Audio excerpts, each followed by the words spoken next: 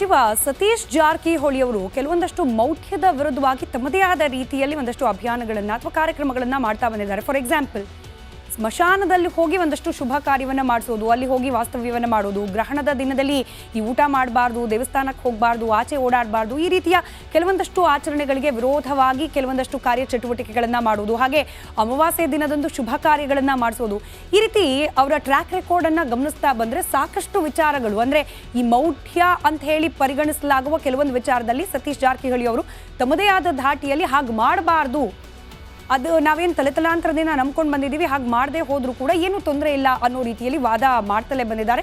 ನಾನು ಆಗಲೇ ಹೇಳಿದಾಗೆ ಕಾರ್ಯಕ್ರಮಗಳನ್ನು ಕೂಡ ಮಾಡ್ತಲೇ ಬಂದಿದ್ದಾರೆ. ಆದರೆ ಯಾವಾಗ ಇದನ್ನು ಮೀರಿ ಒಂದು ಹೆಜ್ಜೆ ಮುಂದೆ ಹೋಗಿ ಸನಾತನ ಧರ್ಮ ಹಾಗೆ ಹಿಂದೂ ಸಮುದಾಯದ ಬಗ್ಗೆ ಒಂದಷ್ಟು ಮಾತುಗಳನ್ನು ಆಡಿದ್ರು, ಕಳೆದ 1 ವರ್ಷದ ಹಿಂದೆ ಸತೀಶ್ ಜಾರಕಿಹೊಳಿ ಅವರು ಸಾಕಷ್ಟು ಆಕ್ರೋಶಕ್ಕೆ, ಸಾಕಷ್ಟು ವಿರೋಧಕ್ಕೆ ಹಾಗೆ ಪ್ರತಿಭಟನೆಗಳಿಗೂ ಕೂಡ ಗುರಿಯಾಗಿತ್ತು ಸಚಿವ ಸತೀಶ್ ಜಾರಕಿಹೊಳಿ ಅವರ ಆ ಮಾತು. ಅರೆ ಬರೋಬ್ಬರಿ 1 ವರ್ಷ ಆಗೋಯ್ತಲ್ಲ, ಈಗ ಯಾಕೆ ಮತ್ತೆ ಆ ವಿಚಾರ ಪ್ರಸ್ತಾಪ ಅಂತಂದರೆ ಅದೇ ಒಂದು ಹೇಳಿಕೆ, ಸತೀಶ್ ಜಾರಕಿಹೊಳಿ ಅವರು ವರ್ಷದ ಹಿಂದೆ ನೀಡಿದ್ದ ಆ ಹೇಳಿಕೆ ಇದೀಗ ಮತ್ತೆ ಮುನ್ನೆಲೆಗೆ ಬಂದಿದೆ. ಆ ಟೈಮ್ನಲ್ಲಿ ನೀಡಿದ್ದ ಹೇಳಿಕೆ ರಾಜ್ಯದಲ್ಲಿ ನಾನು ಆಗಲೇ ಹೇಳ್ತಿದ್ದಾಗೆ ಸಾಕಷ್ಟು ವಿವಾದಕ್ಕೂ ಕೂಡ ಕಾರಣವಾಗಿತ್ತು. ಕಾಂಗ್ರೆಸ್ಗೂ ಕೂಡ ಮುಜುಗರ, ಸಮರ್ಥಿಸ್ಕೊಳ್ಳಿಕ್ಕೂ ಆಗದೆ ಇರೋ ರೀತಿಯ ಪರಿಸ್ಥಿತಿ ಕಾಂಗ್ರೆಸ್ನ ಇತರೆ ನಾಯಕರಿಗೆ, ಹೀಗಾಗಿ ತಲೆನೋವನ್ನು ಕೂಡ ತಂದಿಟ್ಟಿತ್ತು. ಈಗ ಅದೇ ಹೇಳಿಕೆ ವಿಚಾರಕ್ಕೆ ಸಂಬಂಧಪಟ್ಟಂತೆ ಸಚಿವ ಸತೀಶ್ ಜಾರಕಿಹೊಳಿ ಅವರಿಗೆ ಕಾನೂನಾತ್ಮಕ ಸಂಕಷ್ಟ ಎದುರಾಗೋ ಸಾಧ್ಯತೆ ಇದೆ. ಯಾಕೆ ಕಾನೂನಾತ್ಮಕ ಸಂಕಷ್ಟ, ಹಾಗೆ ವರ್ಷದ ಹಿಂದೆ ಅವರು ನೀಡಿದ ಹೇಳಿಕೆ, ಅದಕ್ಕೆ ವ್ಯಕ್ತವಾಗಿದ್ದ ವಿರೋಧ, ಎಲ್ಲದರ ಕುರಿತಾಗಿ ಒಂದು ಸಮಗ್ರ ವರದಿ ಇದೆ, ಗಮನಿಸಿ.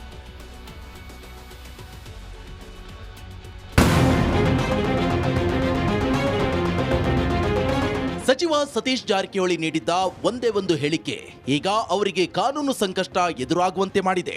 ಕಳೆದ ವರ್ಷ ಬೆಳಗಾವಿಯ ನಿಪ್ಪಾಣಿಯಲ್ಲಿ ಹಿಂದೂ ಪದದ ವಿಚಾರದ ಬಗ್ಗೆ ಸಚಿವ ಸತೀಶ್ ಜಾರಕಿಹೊಳಿ ವಿವಾದಾತ್ಮಕ ಹೇಳಿಕೆ ನೀಡಿದ್ರು.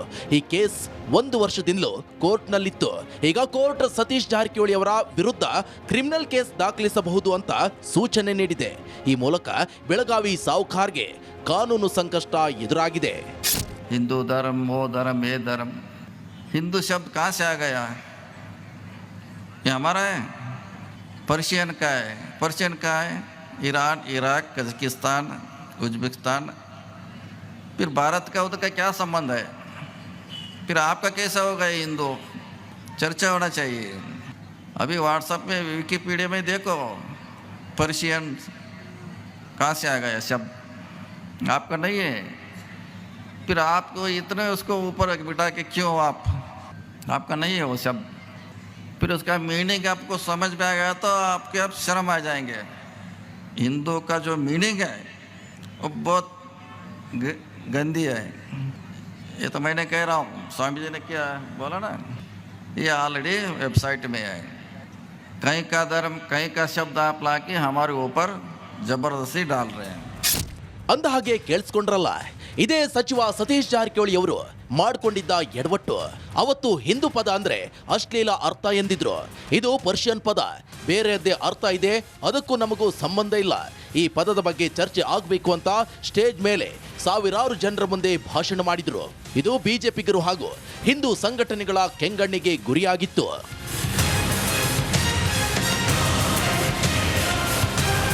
ದಿಲೀಪ್ ಕುಮಾರ್ ಅನ್ನೋ ವಕೀಲರು ಕೂಡ ಈ ಸಂಬಂಧ ಮ್ಯಾಜಿಸ್ಟ್ರೇಟ್ ಕೋರ್ಟ್ಗೆ ಖಾಸಗಿ ದೂರು ಕೊಟ್ಟು ಕೇಸ್ ದಾಖಲಿಸಿದ್ರು. ಆದರೆ ಈ ದೂರನ್ನ ಮ್ಯಾಜಿಸ್ಟ್ರೇಟ್ ಕೋರ್ಟ್ ವಜಾ ಮಾಡಿತ್ತು. ನಂತರ ಸೆಷನ್ ಕೋರ್ಟ್ಗೆ ಮೇಲ್ಮನವಿ ಹೋಗಿದ್ದ ದಿಲೀಪ್ ಕುಮಾರ್ ಸತೀಶ್ ಜಾರಕಿಹೊಳಿ ವಿರುದ್ಧ ಕ್ರಿಮಿನಲ್ ಕೇಸ್ ದಾಖಲಿಸಬೇಕು ಅಂತ ಮನವಿ ಮಾಡಿದ್ರು. ಈ ಸಂಬಂಧ ಜನಪ್ರತಿನಿಧಿಗಳ ವಿಶೇಷ ನ್ಯಾಯಾಲಯವು ಆದೇಶವೊಂದನ್ನ ನೀಡಿದೆ.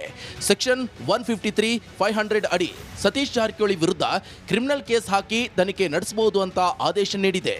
ಈ ಮೂಲಕ ಸಾಹುಕಾರ್ಗೆ ಕಾನೂನು ಸಂಕಷ್ಟ ಎದುರಾಗಿದೆ.